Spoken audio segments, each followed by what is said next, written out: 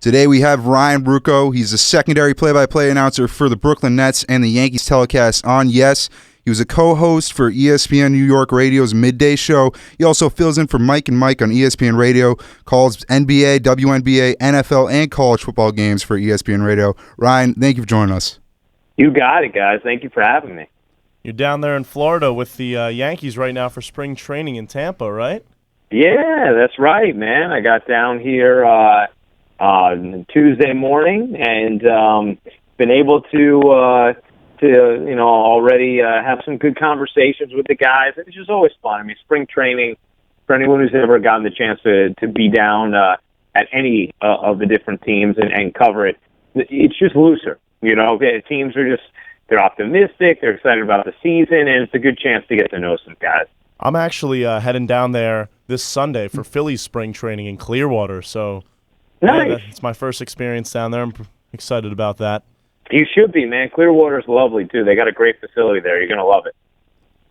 Absolutely. And we just wanted to start off by talking about the Brooklyn Nets. And as you know, just hired the new hiring of GM Sean Marks. And since he's taken over, what are your impressions of him so far since, cutting Joe Johnson, reaching a buyout with Joe Johnson, cutting Andrea Bargnani? What have you taken from what he's done so far?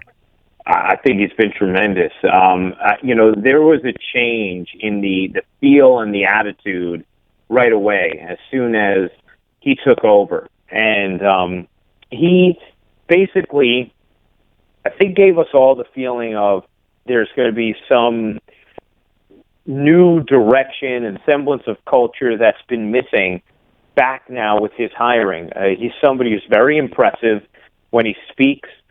He's intelligent. There's a certain openness to him, but an organization and a plan that you can just see. He's real about their circumstances. I think it was important that they hired someone who was going to be insistent upon having a certain level of control with the basketball operations and avoiding, any meddling or inconsistency with decision making. And he got that control. And right away you see a change in the energy around the players who are on the team, around everybody around the team. It sort of coincided with the new practice facility in Brooklyn as well. So it felt like one of those, benchmark weeks as far as trying to turn this thing back in the right direction. And there's obviously a ton of work left to be done. But the most important thing to spark that fire was hiring someone who was a basketball guy, who knew winning, who's well-respected, who could be a spokesman for the franchise. And so far, Sean Marks looks like all of those things. Yeah, the Nets have certainly been playing a lot better since the All-Star break. They definitely look like some of those chemistry issues are in the past with them. And with virtually no top draft picks till 2019, who should they sign in free agency? And if they even do you see a playoff team in Brooklyn in the near future? I mean, you could turn around and become a playoff team fairly quickly in the NBA if you sign the right guys. And one of the things that, you mentioned how much better they've been playing of late, and you're right. And one of the reasons has been, Sean Marks' decision to cut Andrea Bargnani, to waive Joe Johnson, and to give time to guys like Markel Brown, sign Sean Kilpatrick to a 10-day contract. He looks like a guy who can really score in this league and is very athletic. And who knows, maybe he sticks as a potential, guy off the bench rotation player.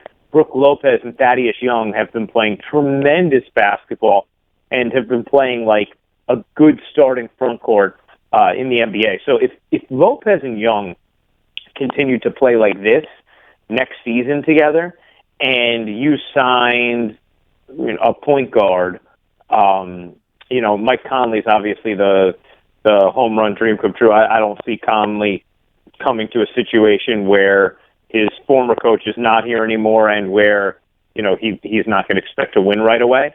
But if you sign a point guard who is an upgrade from what you're dealing with now, and, you have a few bench pieces in Markel Brown, Rondae Hollis-Jefferson, maybe Sean Kilpatrick, just to help fill out your rotation, I think if you ended up signing two starters, between the 1 and the 3, to go with Thaddeus Young and Brook Lopez, you'd have a shot. If those guys were playing at the level they're playing right now, you'd have a shot to be on the, back end of the Eastern Conference playoff picture, because you could end up being a a team that's winning wins somewhere in the mid-30s to just under 500, and sometimes in the East that's good enough to get in.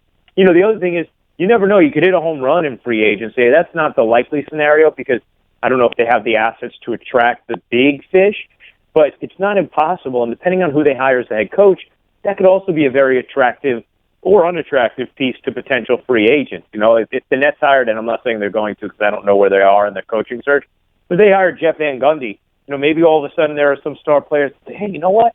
I kind of would like to go play with him. And, Lopez and Young are pretty good. So it's just hard to gauge, guys, how much better they can be next year. The only thing we know for certain is it's going to take a while for them to have championship aspirations. And they obviously are at a deficit when it comes to assets to help build that because of the situation with the draft picks. But in the NBA, free agency can turn things around fairly quickly. Sorry, go ahead, Alex. I was just going to say, speaking of free agency, we saw Jason Pierre-Paul being signed by the Giants, that big one-year contract, a lot of money for that 1 year. Do you think that was the right move by the Giants? I like signing him for 1 year because I think that he's somebody who still needs to prove himself and prove what he can or can't be with his hand the way that it is.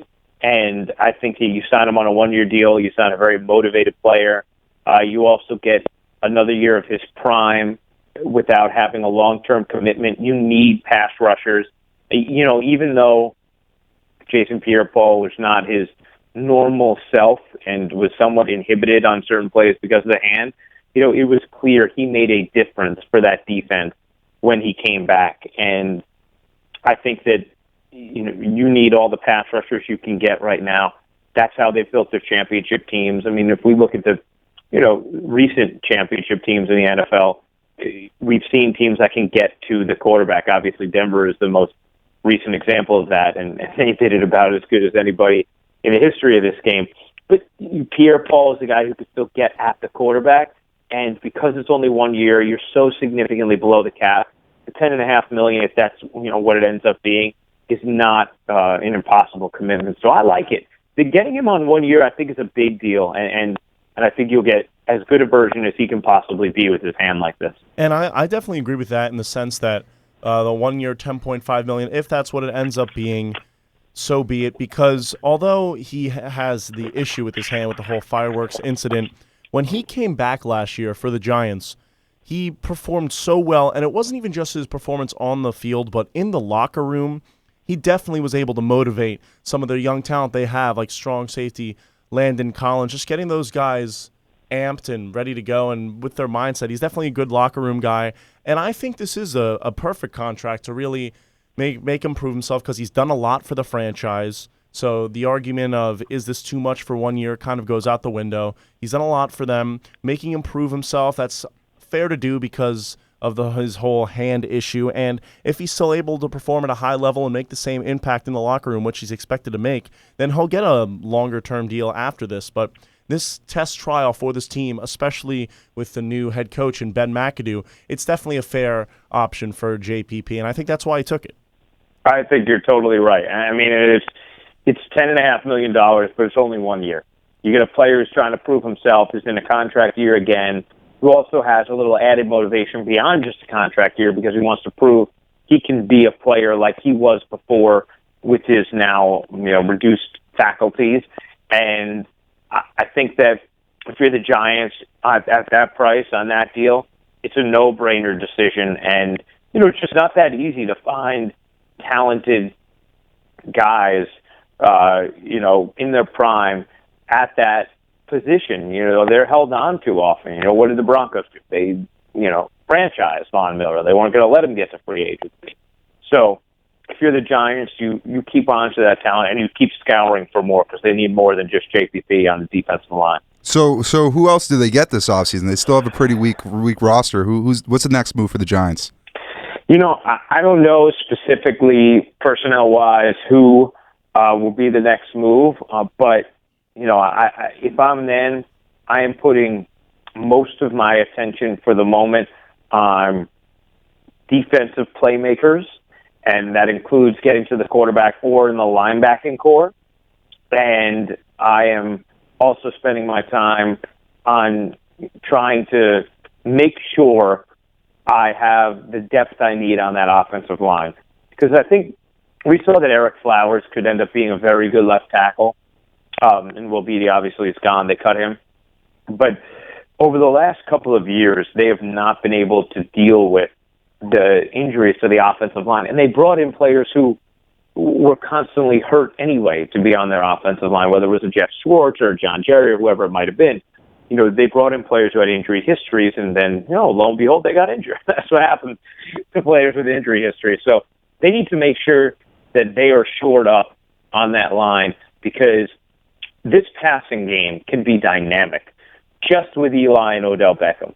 Who knows if they had a second receiver in addition to, if Victor's back and everything works out with him and he can actually play. But just Odell and Eli have proven to be a force, but you need to give Eli time. And too often over the last couple of years, he's found himself in a situation where the offensive line has had serious issues. I mean, even the game against New England where, the Giants were winning that game. I forget who it was specifically in that game who went out. But as soon as he did, all of a sudden Patriots defense was getting at him. It totally changed things. And the Giants season kind of submarined after that. And I think that has to be the focus along with defensive playmakers. Who that specifically is, we'll find out. And, it also is going to have to be addressed in the draft as well. Ryan, we just wanted to touch on your career. You've had a lot of success in a relatively short time. And one guy who you've known for a while, since college, Michael Kay, has been a real mentor to you. Can you just talk about what his role has been in your career? Yeah, I mean, Michael is one of my really close friends. I started working with Michael when I was 19 years old as a statistician for the Yankees, for the home games, for the telecast. And my whole philosophy always has been, dominate every task you get, and then they'll keep putting more on your plate, right? Like, if you're asking for dessert before you finish your dinner, you don't get dessert, And I never, when I was an intern at the S Network, I wasn't asking about how do I get here full time. I was just worried about transcribing tape as best as I could, because I knew that would leave an impression and would lead to more things. But one of the things that led to was doing those stats. And that was really cool for me, because now I was in the booth. I'm sitting right behind home plate in the booth, watching my favorite team growing up with some of my favorite players growing up, whether it's Paul O'Neill or David Cohn or all of our other great announcers. And then I'm providing information that's influencing the broadcast. And so I just sort of made it my goal to try and be as great at that task as I could. Michael ended up loving my work on that. And then because of that, he took more of an interest in me, knew I went to Fordham, started listening to my stuff, and was like, wow, you can do this. And he helped get me in the door at ESPN Radio, combined with a guy named Pete Silverman, who had heard me because he judged our Marty Glickman Award play-by-play contest when I was a senior, and he wanted to sign me. And then he also had Michael there, who was like, hey, I know him really well. You should totally go after him, And Michael, he just has always been in my corner. I don't think I've ever shared this story, but when I was 21, I was a finalist for I might have been 22. I think I was 21 still, though. I was a finalist for the Dodgers play-by-play job, one of their TV gigs. I forget how many games. It was like a 40 or 50 game package, something like that. And I had, an interview with a couple people there, a very in-depth interview. And in the interview, they told me, we got to tell you, we really were blown away by a voicemail we got. And I was like, what? And Michael Kay left us a voicemail saying, if you don't hire this kid, you are crazy. He is the next, great announcer, and you'll have him forever, and you'd be crazy not to hire him. And I was like, wow. And Michael called them to make that pitch to them before I was even doing Nets games, I think, before I was doing Yankees games, certainly, just because he believed in me that much. And obviously that opportunity didn't pan out, but just having someone who's so established and so good at what they do, like Michael is, show that kind of faith, it helps embolden your confidence and make you feel, even more credible on your journey. And that's just one example. Michael's taught me a ton about the business aspect of things, and what to expect and what to react to, what to not react to. A couple of years ago, I tweeted something that one of the teams I worked for wasn't thrilled about. Michael kind of helped me with how to, maintenance that situation. So he's just always there for me. And more than anything else, guys, he's a good friend. He's a funny guy. He's maybe the smartest person in our business, just as far as pure intelligence goes. He's brilliant. And he's a great guy to be around, and I'll be forever indebted to him in every way that he's helped me. Sounds awesome to have a guy so instrumental in your life to your broadcasting career. Michael, I know I get a little verbose talking about him. I apologize going on and on, but he's been great to me, so I'm sure you guys can understand. I often watch, I'm from the Philadelphia region, but whenever Yankees games are on MLB TV, which is all the time, just getting a lot of his calls there, the see ya on the home runs and just the whole experience. He makes the broadcast experience a lot better, and as an aspiring broadcaster, I can easily learn a thing or two from him. But Michael K. and all of the career aspirations and stories aside, Alex and I have had a lot of actually debates on who will win the AL East, with each of us making arguments for either the Yankees or the Red Sox. We just want to know, who do you got? It's so tough because I think this division is totally up for grabs. Yeah, so do we. It's just like, it really is. It's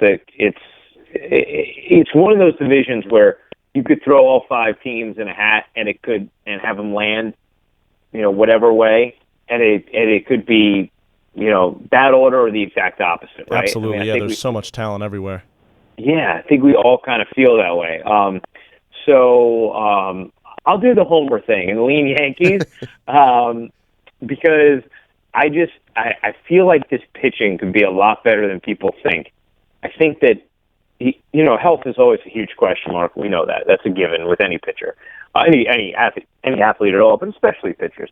But last year, Nathan Eovaldi really found something before he went on the DL with his elbow injury, or just missed the final month with his elbow injury. But he really found something with his splitter fastball combination to where he was becoming what looked like a very good number 2 starter.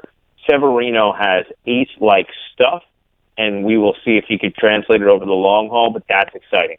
Tanaka, if you look at some of his metrics beyond just the traditional statistics, a lot of them would say he was one of the best pitchers in baseball, not baseball, then in the American League last year, and was more comparable to his first season than people made it out to be. So some of those metrics that showed us how he got unlucky in some circumstances sort of regressed to the mean. Maybe he ends up having a season that, in more traditional statistics, resembles what we saw in year 1 this year. Then you have Pineda, who's getting closer to free agency. He seems incredibly motivated to throw 200 innings. And, on the 5 spot, I think, you look at what CC Sabathia did at the end of last year once he put on that brace. I know he's felt really good this whole spring. He worked out the entire offseason without any inhibition for the first time in a while. And he's obviously got a new state of mind, too, now that he's sober. So, and then Ivan Nova and what he can give you. Combine that with the 3 guys at the back of your bullpen, and Joe Girardi always does such a fantastic job managing the bullpen. I think that if the Yankees don't win the division this year, and it's not because somebody else is excellent and we're looking at them and their flaws, it'll be about the offense, not the pitching. I expect their pitching to be really good enough that we end up saying, hey, you know what, the Yankees just won the AL East. Yeah, I think they definitely have one of the best, if not the best, 7, 8, 9 in baseball in their bullpen. But for me, it's about that pitching. If they can stay healthy, Pineda, he's always a question mark with health, and to knock in the past couple of years. But yep. They have a great team, and we'll see. I'm sticking with my home team, the Red Sox.